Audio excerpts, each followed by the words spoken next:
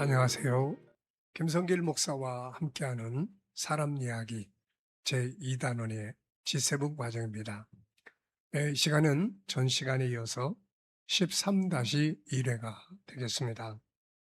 이 13장에서는 감정과 정보의 관계에 대해서 다시 한번 또 살펴보게 되겠습니다. 우리가 마음의 아픔, 또 심리 질병 이런 걸 다룰 때 항상 중요한 것이 감정, 마음의 아픔은 감정의 아픔이에요. 그리고 이 감정의 아픔은 정보에 의해서 이루어집니다. 어떤 정보를 보고 듣고 느끼고 경험하느냐에 따라서 슬프고 기쁘고 또 아프고 또 뭐 힘들고 이런 감정이 형성이 되기 때문에 그런 거죠.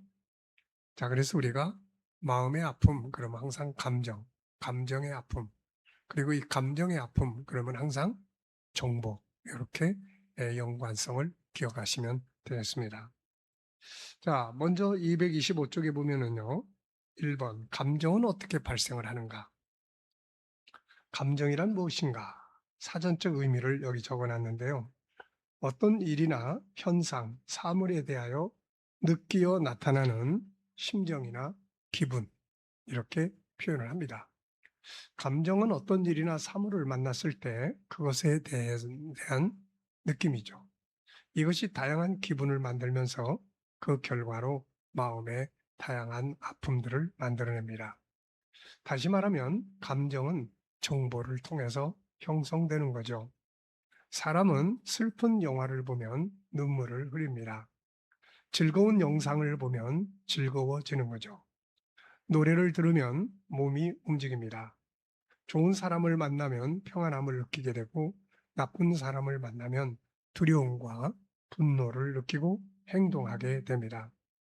어떤 상황을 만났을 때 느낌을 갖고 감정을 만드는 기능은 생각의 기능 중에 하나입니다.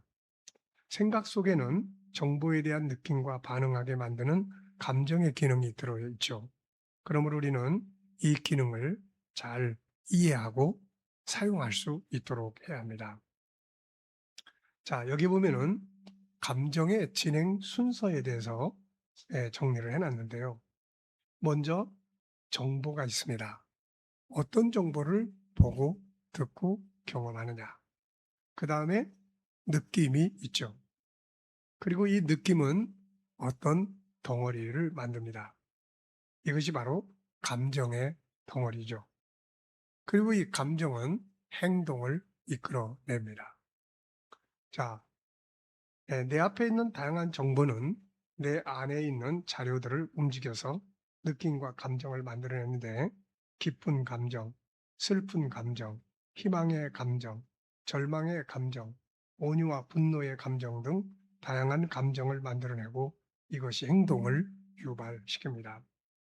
이것이 건강한 심리 상태나 혹은 병적인 심리 상태를 만들어내는 거죠. 그러므로 1차적으로는 좋은 정보를 만나기 위해서 노력해야 하며 2차적으로는 들어온 정보를 그대로 감정으로 만들지 말고 올바른 해석을 할 수 있어야 합니다. 중요한 것은 들어온 정보를 어떻게 해석할 것인가에 따라서 감정이 달라지게 된다는 거죠. 자, 우리가 성경에 보면은 사무엘상 25장 4절로 13절에 보면은 거기에 다윗의 사건이 나타납니다. 먼저 그 다윗과 나발이라는 사람의 관계를 보면은요. 다윗이 당시에 이 나발이라는 사람은 그 지역에 아주 부자입니다.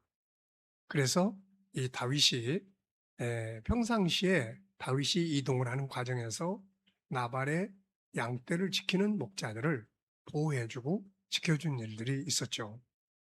그래서 이 다윗이 나발에게 가서 그 자기의 따르는 사람들에게 먹일 수 있는 음식물을 요청을 합니다.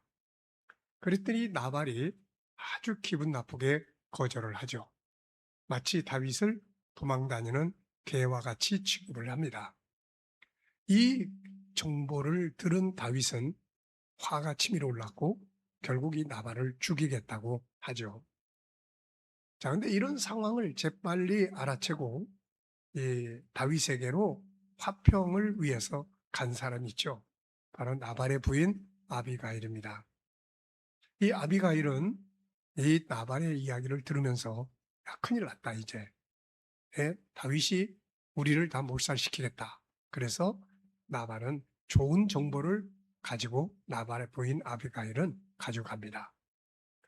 좋은 것들을 취하고 먹을 것을 취하고 무엇보다도 말 한마디 한마디에 다윗을 존중하는 표현들을 사용을 하죠. 이러한 정보들은 분노를 일으키게 했던 나발의 분노를 가라앉히고 다윗은 그 마음의 평안함을 다시 찾게 됩니다. 자, 우리는 이 사건을 보면서 나발이 전달해 준 정보는 다윗에게 분노를 일으키는 감정을 만들었고 아비가일이 전해주는 이 정보는 이 다윗의 감정을 아주 부드럽게 만들어 줬던 거죠. 이렇게 정보라는 것은 감정을 형성하는 중요한 역할을 합니다. 자, 이때 중요한 것은 행동은 또 다시 제2의 느낌과 감정을 만들어내며 또 다른 행동을 하게 합니다. 물론 이때는 더 안 좋은 상태의 감정과 행동을 만들게 되기도 하죠. 자, 여기 보면은 또 하나의 도표가 있는데요. 1번. 기존의 정보에 의한 행동이 있죠. 어떤 정보를 듣고 화가 부글부글 끓어요. 그런데 2번이 다가옵니다. 새로운 정보가 들어오는 거죠. 그러면 또 새로운 느낌과 감정이 형성이 됩니다. 자, 그리고 이 감정은, 새로운 감정은 또 새로운 행동을 만들어내게 되는 거죠. 자, 그래서 이제 중요한 것이 뭐냐? 우리가 어떤 정보를 들었을 때 해석을 잘하는 것, 조절을 잘하는 것이 참으로 중요합니다. 좋은 정보를 대하는 것이 필요하지만 그러나 우리가 조심하더라도 안 좋은 사건에 대한 정보를 만나게 될 때가 많습니다.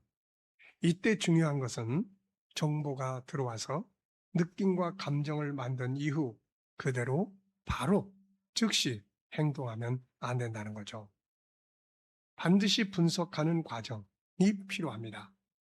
왜 이런 일이 생겼지? 이 사람은 왜 이렇게 행동을 하지? 이 상황을 어떻게 해결하는 것이 가장 올바른 행동인가?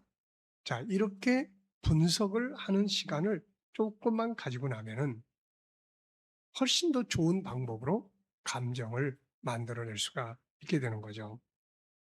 좋은 방향으로 생각해서 조절한 후에 행동을 하는 게 필요합니다. 그래서 이때 중요한 것이 정보에 대한 해석이죠. 좋은 방향으로 해석할 수 있어야 합니다. 요셉이 형제들에게 팔려 노예가 되어 애굽으로 내려갔을 때 이 사건은 요셉에게 엄청난 절망의 느낌을 줬을 겁니다. 그런데 요셉은 그 느낌대로 행동하지 않고 새롭게 해석을 하죠. 아주 기가 막힌 해석을 합니다. 뭔가 하나님의 뜻이 있을 거야. 하나님이 왜 이것을 허락하셨지? 이러한 사건에 대한 해석은 그로 하여금 성공의 길로 가게 했고 결국 이 모든 것이 하나님의 뜻 가운데 진행되는 일을 알게 된 거죠. 상황에 대한 올바른 해석은 그로 하여금 안정된 삶을 살아가게 했고 노예의 삶을 받아들일 수 있게 했죠. 그리고 성공적으로 인생을 만들게 한 겁니다. 이 요셉의 해석은 인간을 향한 분노를 만들지 않았고 절망이 아닌 희망의 감정으로 만들어줍니다. 사람들은 이렇게 말하죠. 생각 없이 행동하지 마. 생각 좀 하고 말해. 맞습니다. 야고보서 1장 19절에도 내 사랑하는 형제들아 너희가 알지니 사람마다 듣기는 속히 하고 말하기는 더디하며 성내기도 더디하라. 더디하라는 말은 생각하고 말하라는 의미죠. 어떤 사건을 만났거나 어떤 정보를 만났을 때 곧바로 그 정보에 따른 감정을 만들지 말고 해석을 잘하면 훨씬 더 좋은 감정을 만들고 좋은 행동을 취할 수 있다는 것을 기억하시기 바랍니다. 이 밑에 도표를 보면은 먼저 정보가 오죠. 느낌이 생깁니다. 감정이 생기죠. 그런데 이걸 그대로 행동하지 말고 해석을 하는 겁니다. 분석을 해요. 그 다음에 조절을 하고 그러면 여기서 새로운 감정이 좀 더 안정된 감정이 형성이 되고 이것을 행동할 때 좋은 결과를 얻게 되는 거죠. 1967년 아론 백이라는 사람은 인지 왜곡 이론을 발표하면서 우울에 대한 당시의 개념을 변화시켜 주죠.